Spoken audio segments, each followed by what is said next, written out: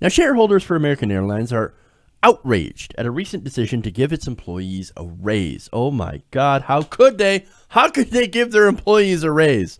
That's it. Oh man, we're going to have to come down on them like a ton of bricks. And you know what? They actually did. Now, Vox reported that American Airlines had agreed to give flight attendants and pilots a preemptive raise in order to close a gap that had opened up between their compensation and the compensation paid by rival airlines in Delta and United. Now, that's very interesting, right? Because American Airlines went bankrupt for a while, and so their pay lagged behind their competitors. So American Airlines says, well, okay, well, now that we're out of bankruptcy, let's go and put these wages back up. Let's raise our wages so we're competitive again. That's actually smart business. Now, when Wall Street found out, they flipped their shit. What happened? The shares in all the airline industry, not just American, ended up plummeting. Iglesias writes, major financial players were so outraged by Americans' decision to pay higher wages that they punished airline stocks across the board. American itself took it the hardest on the chin, of course, but the consensus among stock analysts was that higher pay at American could signal higher pay at other airlines too, with negative consequences for the overall industry. Now check this out. This is Citi analyst Kevin Chrissy writing in a widely circulated note. Quote, "This is frustrating. Labor is being paid first again. Shareholders get leftovers." Oh my God. How dare you pay the people who are actually doing the job first? You're supposed to pay us first. We're the shareholders. They're supposed to get the leftovers. They're supposed to get the crumbs. We want all the profit. We want to get paid first. And the workers, well, they don't deserve that. They don't deserve to be first. They deserve the crumbs from our table. Wow. Now, that's not all. More reaction from Wall Street. JP Morgan's Jamie Baker writes, "We are all troubled by AAL's wealth transfer of nearly $1 billion to its labor groups. We are so troubled that this airline actually dared to pay their employees.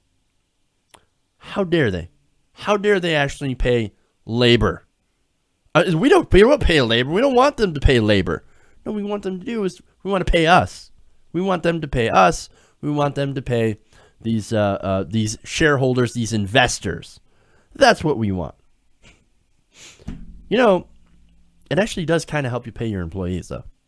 I'm just saying there are some obvious benefits to the employees, but of course, also benefits to the company as well. They seem to forget that. But as Iglesias writes, the ups and downs of various bankruptcies and mergers has created a situation where American was paying pilots and flight attendants less than its direct competitors. Now that American had emerged from bankruptcy and was profitable again, that created an obvious morale problem.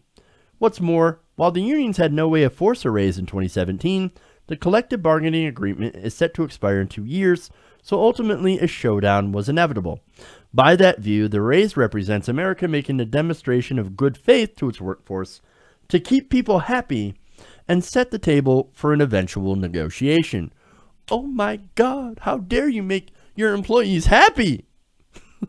Hey, you know, you realize that if you pay your employees and you actually make it so they are happy, you get better work. You get better workers. Happy workers are productive workers. I thought you knew that, but of course you don't. Now, on the other hand, if you pay people minimum wage, you get minimum work, or you should get minimum work, because again, that is the lowest legal amount that you can pay someone. That's looking at somebody and saying, I value you and your work so little that I'm going to pay you the minimum for your job, for your work. Now, Baker, they write, takes a darker view, saying that not only does the raise increase costs, quote, it establishes a worrying precedent, in our view, both for American and the industry.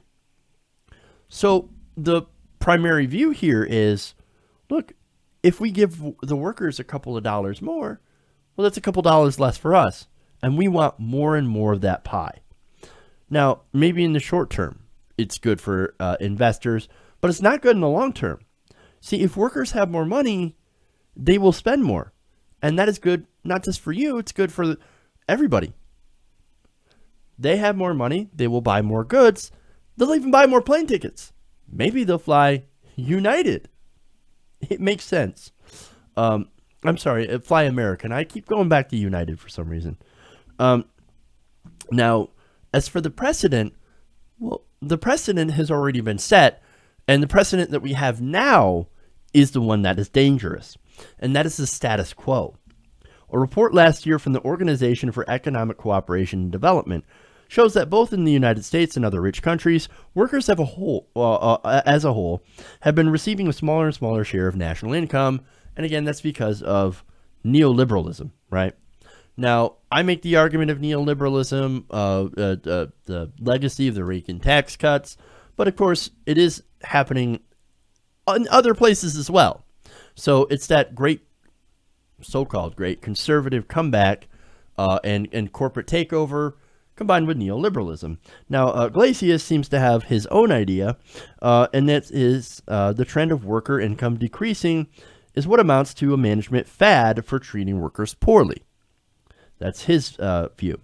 Now, I do think that is a factor. I think there's a lot of different factors that play into this, but certainly he presents an interesting idea. It's no surprise that there are companies out there that want to crush the worker. Like, for example, they crush labor already. A lot of these companies want to crush labor to make sure that they can't fight for their own rights and their own pay raises, and they just want to crush labor outright. The desperate workers, however, you know, they've been shown to take less. So that's what they want to do. Now, there are also some places, and I dare say, that don't even think of some of their workers as human beings. They're just numbers on a chart. Like, for example, human resources usually has the emphasis on resources. So it's more like they see the employees as easily replaceable cogs in a machine. Because the corporation itself is a machine. All it sees is numbers, all it sees is profit. And that's what's going on here. Now, we claim to value work in this country, but we don't value workers. We don't value human beings. We don't value people. Now, the people that do the job, again, we don't care at all. Now, we care about the job itself as a nation, as a culture, but, well, I mean, that is, of course, unless you're working at McDonald's, then we don't value the job, and we especially don't value the person, because, again, you hear people like, oh, if you're 30 and working at fast food, you're a loser. You failed at life, and you should have gotten an education, you should have gotten a better job. You're poor because, well, you wanted to be poor because you're working there. Look, that's our culture in a nutshell. Okay. We only value profit. We only value wealth. And look, maybe I could be wrong, but not everybody thinks this way. Maybe it's just the people that I read about, the people at the top, the giant corporations, the politicians, the wealthy elite. Okay. Maybe they're the ones who think this way, but I think that it's more of a culturally pervasive problem, and I don't think it's the only problem. I think, again, you've got neoliberalism. And I guess the views of neoliberalism are endemic in our culture. But it's all about, for business, short-term profit and being against the idea of investing in their employees. And when they do that, they, of course, ignore the benefits and higher pay. Some of those benefits, of course, as Iglesias points out, broad-based income growth creates broad-based business opportunities, so there are benefits. The vast majority of Americans earn a living supplying services to other Americans. We are a service economy. So when the wages don't rise, we struggle to find economic opportunity.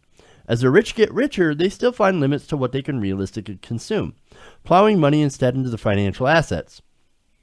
Again, what we've seen, making money off money. That creates low interest rates that the government could take advantage of to go deeply into debt and massively expand public sector employment. But of course, that's not what we're doing. Politicians, he says, with some good reason, are reluctant to embrace a growth strategy that is so heavily dependent on debt and centralized control. Again, I don't necessarily agree with him.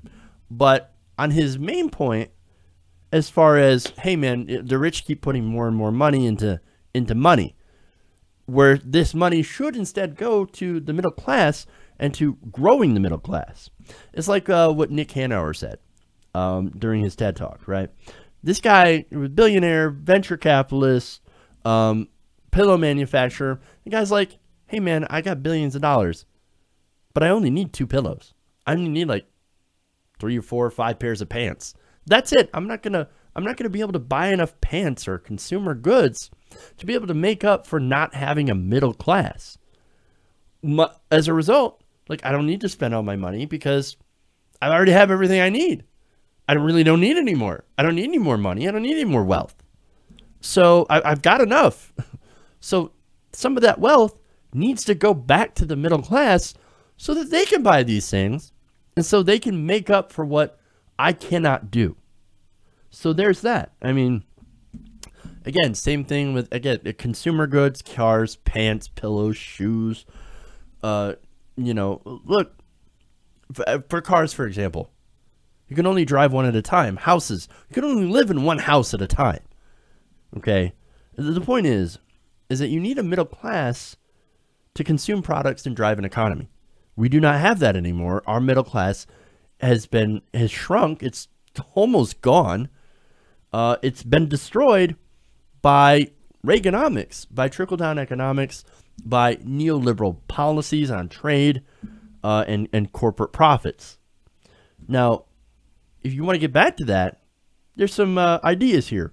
Strong labor unions, higher minimum wage, taxes on the rich, and, of course, giving a little bit less money to Wall Street and to shareholders and bosses. Now, by the way, those people, they're still going to be fabulously wealthy, even under that system, just not as obscenely wealthy. But as far as American Airlines is concerned, props to them for doing this. I think that with all the focus and bad press on United, it is actually good to see something positive happening for once in the issue of air travel. Hey everybody, thanks for watching this video. If you want to see more like this, please hit the subscribe button below. And if you want to support truly independent progressive media, please consider becoming a patron at patreon.com/TYTNation.